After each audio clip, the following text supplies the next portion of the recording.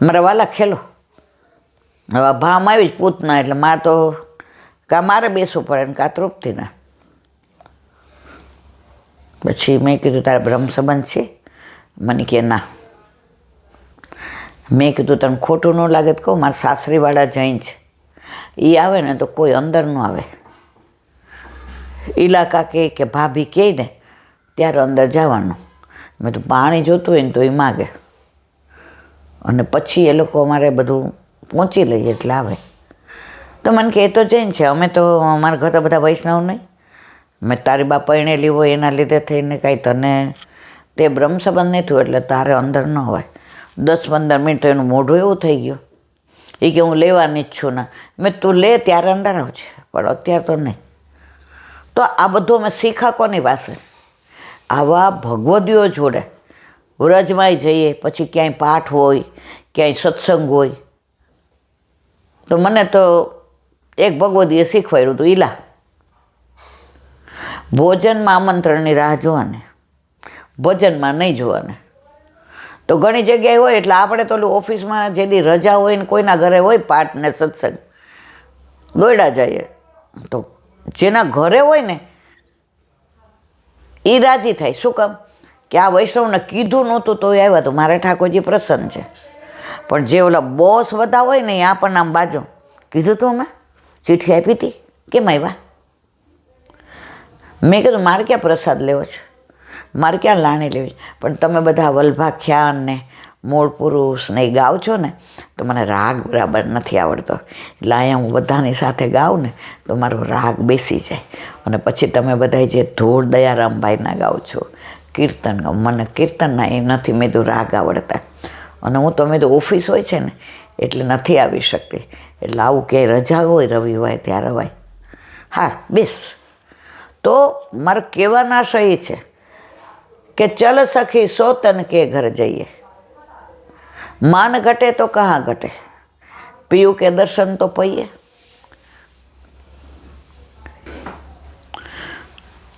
જો ભગવદીઓથી શીખવા મળે, પણ જો ભગવદીઓના રૂપમાં વંચક મળી ગયા ને તો શીખેલું હોય ને એ તમારે રગડી નાખે. એટલે તેલ જોવાનું ને તેલની ધાર જોવાનું, તો તમારો મેળ પડે. હવે એક નાની વાત. બ્રજમાં એક સંત રહેતા હતા. હવે રોજ સત્સંગ સાંભળે. તો કે તમારી બધી ઇન્દ્રિયો છે, 5 જ્ઞાનેન્દ્રિય, 5 કર્મેન્દ્રિય અને 11 મન. આ 10 ઇન્દ્રિયોને નચાવે કોણ? મન. આંખ એમ કે સારું જોઉં છું, મન કે કાંઈ વાંધો નહીં, એકવાર જોઈ લે ને. કાન એમ કે મારે પંચાયત નથી સાંભળ્યું, મન કે આપણે ક્યાં એવું થાવ, તું તારે સાંભળ. તો સૌથી વધુ આપણી 5 જ્ઞાનેન્દ્રિય, 5 કર્મેન્દ્રિય, 11 મન. એમાં જીભ એવી છે ને, તમે જીભને વશમાં કરી લ્યો ને તો બાકીની 9 ઇન્દ્રિયોનો વશ થતા વાર ન લાગે. અને ઓલા સંત સાંભળે તો એને સાચું લાગ્યું. એ કે હું વ્રજમાં આવ્યો ત્યારે પહેલાં મને ખાવાનો કેટલો શોખ હતો કે ઘરમાં વધુમાં વધુ ઝઘડા હું ખાવા માટે કરતો. આ સારું નથી ને, આમાં મીઠું નથી ને, આમાં ખાંડ નથી ને, આમાં આમ નથી ને. અને થાળી ઉપરથી ઊભો થઈ જતો. પછી અહીંયા આવી ગયો. અહીંયા વ્રજની રજોડી, યમુનાજીનું જળ પીધું, ઠાકોરજીના દર્શન કર્યા, વલ્લભને બેઠી ગયો, બ્રહ્મ સંબંધ લીધું. હવે બ્રહ્મ સંબંધ લીધું પણ ઠાકોરજી પુષ્ટ કરાવવું તો મારે આ મધુકરી કરાય કે ન કરાય, બહારનું ધરાય કે એ બધા વિચારમાં હજી હું અસમંજસમાં હતો. રોજ જે ભાગવત, 16 ગ્રંથ, 84-252 શિક્ષાપત્ર. હવે મધુકરી કરવા જાઉં તો હું આવ્યો તો ક્યાંથી? વ્રજની બહારથી. શું કામ નીકળી ગયો? તો રોજ મારે ખાવા માટે જ માથાકૂટ થતી હતી. હવે મધુકરી લઈ આવું ને તો મને અમુક વસ્તુ ભાવે ને અમુક ન ભાવે. એટલે ન ભાવે ને એ હું બહાર કૂતરા કે ગાયને દઈ દઉં અને ભાવે એ ખાઈ જાઉં. અને જ્યાંથી મધુકરી કરી હોય, જે ઘરેથી મને ભાવતું શાક ને બધું હોય ને ત્યાં જ જાઉં પાછો. હવે અઠવાડિયું 15 દી થયું મેં વિચાર કર્યો કે જીભને લીધે જ હું આ દુઃખી થાઉં છું. હવે મને ઠાકોરજી ગમવા માંડ્યા છે. હવે મને યમુના પાન કરવું ગમે છે. હવે મને ગિરિરાજ બાવાની પરિક્રમા કરવી ગમે છે. હવે મને આ વ્રજ રજમાં લોટવું ગમે છે. હવે મારે વ્રજ છોડીને ક્યાંય જવું નથી. તો પાછો એ જ મનમાં કાપટિયા ભાવ. જ્યાં શાકનો ને દાળનો સ્વાદ મને આવે ત્યાં જઈને ઊભો રહો. અઠવાડિયું બરાબર મનન કર્યો, વિચાર કર્યો કે આ જીભના લીધે જીભ તારે ને જીભ મારે, બોલવામાં હોય કે સ્વાદમાં હોય. આ જીભના લીધે આ બધું થયું છે. અને પાછો એ જ વસ્તુ અહીં રિપીટ કરું છું. હવે આનો રસ્તો શું કરું? મધુકરી કરે, આવે એટલે ઓલી કાંસાની થાળી હતી મૂકી દીધી બહાર. આટલી તાંસળી જેવું હતું એ રાખે. જે આવ્યું હોય ને એ બધું એમાં ભેગું કરી દે. દાળ ને ભાત ને શાક ને રોટલીના ટુકડા ને પછી કોઈ વળી અથાણું બથાણું જે આપ્યું હોય એના હાથે જ ચોળે. અને પાણીનો લોટો હોય ને એમાંથી પાણીનો લોટો અંદર નાખી દે પાણી, અને રબડી જેવું બનાવે. રાબડું આમ મોઢામાં નાખવું ન ગમે, ગાયને ખાવું ન ગમે એવું બનાવે. અને પછી એ ખાય પીએ ને પછી જે મોઢામાં આવે એ ચાવી ચાવીને ખાય. હવે એના ઘરે એક સંત આવ્યા, એટલે કે મારે 4 ધામની યાત્રા કરવા જાવી છે. એટલે આજે એમ થયું કે વૃંદાવન 2 દી રહું તો આપણે તો સાધુ તો ચલતા ભલા, તમારી કુટિયા જોઈ અહીંયા, તો તમે મધુકરી કરો તો મને ભેગો લઈ જાજો. 2 દિવસ મારે મધુકરી કરવી પણ. એ કે હા હાલો. પછી કે તમારે ન આવવું હોય તો હું લઈ આવીશ. તો કે 2 જણનું? એ કે 2નું હોય 3નું હોય, તમે તમારે નિરાંતે મધુકરી કરીને આવ્યા. ઓલા સંતનું ગયા ભેગા, એટલે કે પેલા આ પ્રસાદ લઈ લ્યો. એ કે ના 2. એ કે ના પહેલાં લઈ લ્યો. મેં તો સવારે કલેવું નાસ્તો કર્યો છે, કાંઈ નહોતું ખાધું, પાણી નહોતું, યમુના જળ પીધું હતું. સ્નાન કરવા ગયા તો યમુનાજીની ઓલી આચમનથી ને પેટ ભરીને જળ પીધું હતું. હવે જે ઓલા સંતે વધાર્યું એણે આવું કર્યું, નાખ્યું પાણી. અને ઓલા સંત કે હા. હવે એને મૌન વ્રત હતું કે જમતી વખતે બોલવાનું નહીં, અને નિરાંતે પીએ ને પછી વધે ચાવીને ખાઈ જાય. પછી 2 ભાગવતનું પઠન કરવા બેઠા, ચલો ચર્ચા કરીએ. સંત કે પેલા જવાબ આપો, તમે આવું કેમ કરો છો? એ કે ના આમ મને ટેવ જ છે. એ કે પ્રગટ કરે રસ જાય. પોતે આટલા બધું જેને કહેવાય ને કે ભક્તિના 2 પુત્ર, જ્ઞાન અને વૈરાગ્ય. વૈરાગ્યથી આવું કરે છે બોલ્યા ને. એ કે મને આવું નાનપણથી ટેવ છે. બીજે દિવસે આવું કર્યું. ઓલા સંત કે સાચું બોલો, નહીં તો હું આજે વયો જાઉં છું, મારે પ્રસાદ નથી લેવો. એ કે ઘરેથી ભાગ્યો એનું કારણ આ જ હતું, મારે વધુમાં વધુ ઝઘડા જમવા માટે થતા. મને ન ભાવે એવું એટલે થાળી ફેંકી દઉં, ઘા કરી દઉં, દિવાલ ઉપર નાખવું એટલે દાળ ઢોળાઈ જાય અંદર ડાઘા. અમારા આખું ઘર મારાથી ત્રાહી મામ થઈ ગયું હતું. ઢોકળા કીધા હોય ન બનાવ્યા હોય. હવે ઢોકળામાં એ જમાનામાં તૈયાર ખીરા નહોતા મળતા, બોડો દેવો પડે. તો ગાંઠ કરી દઉં કે કેમ ન બનાવ્યા. ઓલા સમજાવે કે ભાઈ આમાં તું કહીને જા, પણ આગલા દિવસે બોડો નાખવો પડે, એમાં આથો આવે પછી. એ કે એવું સમજવા કોણ તૈયાર? હવે ગુસ્સો આવ્યો તો ઘર છોડીને આવી ગયો. શરૂઆતમાં એમ થયું પાછો વયો જાઉં, અહીંયા તો મને. પછી અહીંયા સત્સંગ મળ્યો, ગુરુદેવનો સંગ મળ્યો, વ્રજવાસીનો સાથ મળ્યો. ભગવદીઓ બધા આવે જાય, ઠાકોરજીની લીલાની વાતો કરે. મંદિરોમાં જાઓ તો ત્યાં પૂજારીજી આવી બધી વાત. ધીમે ધીમે ખબર પડી કે જે કાંઈ કરે છે એ જીભ જ કરે છે. બોલવામાં તમે કોકને આડું બોલો એટલે તમને વૈમનસ્ય સર્જાય.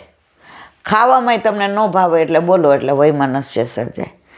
તો જો જીભ કંટ્રોલમાં થઈ જાય ને તો બાકી 9 ઇન્દ્રિયો થઈ જાય, પછી મનનું કશું ચાલે નહીં. એટલે સ્વાદિષ્ટ ન રહે. પાણી નાખો એટલે કેવું થઈ જાય? હવે અંદર મીઠું બીઠું બીજું કશું ના નાખે, બધું પી જ જાય. એટલે નક્કી કર્યું કે પહેલાં જીભને વશમાં કરું. જીભ વશમાં થઈ જશે ને તો બાકી બધું થાય. સંત મહાત્મા દંડવત એ કે ના, તમે દોષમાં ન નાખતા. સંત મહાત્મા કે મારે 4 ધામે જવું નથી ને ક્યાંય, અહીંયા કુટિયામાં તમારી આ રહેવું છે. આપણે રોજ મધુ કરી પ્રસાદ લઈ અને શરીર થાકે નહીં, ઊંઘ આવે નહીં, ત્યાં સુધી આપણે સત્સંગ કરીશું. અને પરાકાષ્ઠા ત્યાં 2 એકયાર લીલામાં પહોંચી ગયા અને વ્રજ રજને પાયમાં. જો મારા વાલા, આપણે યાદ છે એક બેન કે બેન મેં 30 વર્ષ પહેલાં ઠાકોરજી પુષ્ટ કરાવ્યા ને તો મને લસણ ડુંગળી બહુ ભાવતા હતા. મને તો બપોરે એ કે ભરેલું શાક હોય ને તો અંદર ડુંગળી ભરવું ને અંદર લસણ. હવે ઠાકોરજી પુષ્ટ કરાવ્યા તો મારા સાસુએ કીધું હવે આવું ન કરાય, એટલે ઠાકોરજીને ના ધરાય. પછી તો એ કે સાંજે ખાવ. હવે મારા સાસુ બહુ જ સારા હતા. એક દિવસ ગુરુદેવને વહુજી પધાર્યા. એ કે સમતાબેન, તમારા ઘરમાં લસણ ડુંગળીની વાસ આવે છે. હવે સાંજે આ બનાવ્યું નહોતું આણે, નહીં તો સેવ ટમેટાનું શાક બનાવે તો એ લીલું લસણ ને લીલી ડુંગળી, ભરેલું બનાવે તો એ લીલું લસણ લીલી ડુંગળી, મેથીના ગોટા બનાવે કે થેપલા બનાવે લીલું લસણ હોય. વહુજી અને જે પધારવાના હતા એટલે બનાવ્યું નહોતું. તોય વહુજી બોલ્યા, સમતાબેન બહુ લસણ ડુંગળીની વાસ આવે છે. હવે સમતાબેન એના વર તો બિચારા વર્ષોથી ગુજરી ગયા હતા અને એકનો એક દીકરો અને વહુ, દીકરી પરણાવી દીધી હતી અમેરિકા હતી. બોલ્યા નહીં કે મારી વહુ નામ છે. એટલે કે હંસા કાંઈ હા, જો જે પાસે સાચું જ બોલવું પડે અને સાચું બોલે તો ઘરનું વાતાવરણ બગડી જાય. એટલે હંસા. એટલે વહુએ એમ કીધું કે આપને કેવી રીતે ખબર પડી? એમ કરીને કહી દીધું કે ભાઈ ખબર પડી ઇટ મીન્સ કે આ ઘરમાં થાય છે. એટલે કે બેટા લસણ ડુંગળીની વાસ એવી ને, તમે ઠાકોરજીની ગોદમાં લ્યો ને તમે શ્વાસ લ્યો ઠાકોરજીની વાસ આવે. એટલે ઠાકોરજીને તમારી ગોદમાં ગમે જ ને. એમ અમે જે ઘરે જાય ને ત્યાં માણસનું બોડી લેંગ્વેજ ને બોલવા પરથી અમને ખબર પડી જાય કે કોને કોને કિતને પાની મેં કિસકી હે પહેચાન. વહુ કહેવાય, ભાભીજી મને ક્ષમા કરજો, મારા સાસુ એટલા સારા છે કે પોતે તો કોઈ દી બહારનું જલે નથી લીધું. મારી સુવાવડતેલી આવી અને બોમ્બે આવ્યા હતા તો લીલા નાળિયેરનું પાણી પીધું આખો દિવસ ને સાંજે ટ્રેનમાં બેસી ગયા હતા. એટલા ભગવદીય છે. મને એક શબ્દ નથી કહેતો, કદાચ મારી માય આવી ન હોય. એમણે મને એકવાર એટલું કીધું કે ઠાકોરજીને વાસ આવે, પણ આજે 3-4 દિવસ થાય અમે બંધ કર્યું છે ઘરમાં. આપ પધારવા ના થાય તોય આપણે વાસ આવી. તો અમારા ઠાકોરજીને તો રોજ શ્રૃંગાર કરીને બહાર રાજભોગ ધરે. પછી હું એમ કહું કે મને ઠાકોરજી પોઢાડવા દો તો બા એમ કે બટા તું જ બધું કરસ ને પછી મારા હાથમાં કાંઈ ન રહે. પણ ત્યારે મને સમજણ નહોતી પડતી કે મારા મોઢામાંથી વાસ આવે રાતના ખાધી હોય એટલે બા મને ના પાડે છે. બા એમ કે તું આટલું બધું કરસ ને તેલ, હવે થોડીક તેલ મને દે. આજે આપના ચરણારવિંદ પાસે મસ્તક જોવાવીને આ બધું છોડી દીધું. લસણ ને ડુંગળીને કોઈ વર્જ્ય વસ્તુઓ નહીં ખાવ. બીજે દિવસે સાસુમાએ કીધું, વર્ધી અહીંયા અને વર્ધી હતો, આજથી ઠાકોરજી તારું પોઢાડવાના. બા, એક લસણ ડુંગળી માટે હું વંચિત રહેતી હતી. હું જીભનો સ્વાદ નહોતો છોડી શકતી. આ જીભ તારે છે ને જીભ મારે છે. એ જ વસ્તુ તમે ખાઈ લો ને પછી અફસોસ થાય. તમે માર કરજો.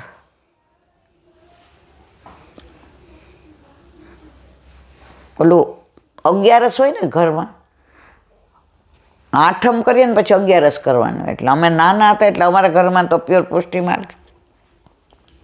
હવે 8મ તો હું પરાણ કરું, પણ પછી 11 કરવાનું કે ને એટલે છાનું મનું કાંઈક ખાઈ જ લીધું હોય. બેન વર્ષમાં 1-2 વાર તો આવું થાય જ. હવે સમજાય છે કે આ જીભ જ બધું કરતી હતી. અને ખાઈ લઈને પછી સાંજે બંગલે દર્શન કરવા જઈએ એટલે સત્સંગ ચાલુ હોય. એટલે જે પૂછે કેટલાય 11 કરીશ, એટલે બધા હાથ ઊંચ કરે. મારી બાકી કરા તો હાથ હું આમ કરું લુચ્ચી, કારણ કે એકવાર તો થોડું ખાઈ જ લીધું હોય. તો આ બધાના સંગથી ને ખબર પડી કે દુનિયામાં બધાય ભલે આપણને ના જોતા હોય, ઠાકોરજી જુએ જુએ જુએ છે. અમે આપણે બપોર સત્સંગ કરવા ગયા હતા, ભાભી હતા ખબર છે.